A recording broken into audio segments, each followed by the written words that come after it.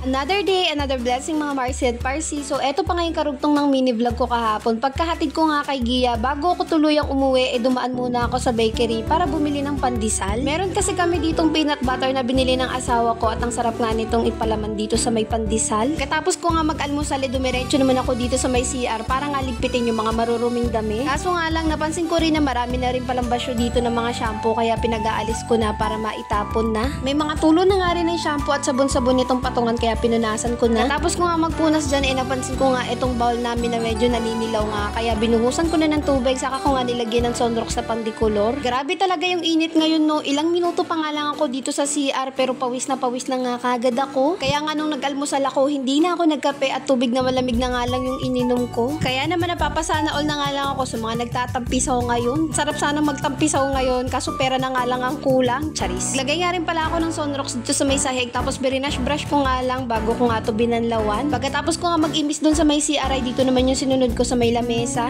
May isa nga akong bagong follower na nagtatanong bakit daw kami walang bintana. May bintana naman po kami, kaso nga lang hindi ko nga ito binubuksan at malamok nga sa may likod at wala rin naman kami makikita dito kundi nga pader lang din naman ng kabilang bahay. Bubuksan ko nga sana yung bintana kasi nga napakainit, kaso nga lang nagdadalawang isip ako at sabi ko nga sa inyo at malamok nga sa likod. Pagkatapos ko nga ligpitin yung mga kalat dito sa may lamesa, nagpunas na nga rin ako dyan. Eto nga mga tupiin ko, dahil nakahambala nga dito, pinasok ko muna sa kwarto at mamaya ko na nga iyon tutupiin. Kaso nga lang, inabot na nga ng kinabukasan at hindi ko pang harin yung natupi. Alam ko marami sa atin hindi talaga sinisipag sa pagtutupi. Pagkatapos ko nga maipagpalit yung electric fan kasi nga magdamag namin ginamit yung isa, nag-vacuum naman ako tapos nag-imis-imis na rin. At finally nga natapos na rin ako sa paglilinis. Kita nyo naman umaliwalas na nga ulit dito sa may loob ng bahay. At eto namang bunso ko busy sa pagsi-cellphone. Sabi ko nga tigilan na ang pagro-Roblox at magbasa-basa naman ng libro. Kinatanghalian nga, sinundo na namin si Sena, pero bago nga kami tuluyang umuwi, dumaan muna kami dito sa may milk tea shop dahil napakainit talaga at ang sarap ng uminom ng milk tea ngayon. Honestly, halo-halo talaga yung hanap ko, kaso nga lang walang nagtitinda ng halo-halo dito sa may palengke malapit sa amin. Magta-try nga sana kami nung nakaraan umorder ng halo-halo sa Inasal o di kaya sa Chowking, kaso nga lang umaabot ng 400 kasama yung delivery fee. Kaya naman umorder na nga lang kami ng 3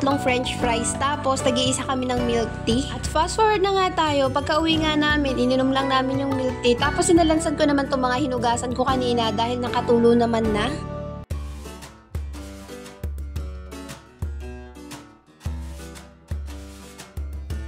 Sa mga nagtatanong nga pala kung nangangalawang ba itong mga kutsara, ay hindi po at non-faded nga po yan. Kung gusto nyo nga rin yan, nilalagay ko na lang ang link sa may comment section. Nang maisalansan ko nga yung mga mugs dyan, naisipan ko nang magpakulo ng tubig dahil maya-maya uuwi na yung asawa ko. May natira pa nga kaming tinapay at gusto ko pa nga sana itong ipalaman kaso ko konti na nga lang. Pumunta kasi ng Baguio yung mother-in-law ko tapos pinasalubungan nga kami ng ganito. Kaso ayan, hindi pa nga inabot ng 1 linggo, ubus na. O diba, kahit napakainit nga ngayon, coffee is life pa din. At yun lang muna mga Marcy at Parsi. Salamat sa panonood. Till next video!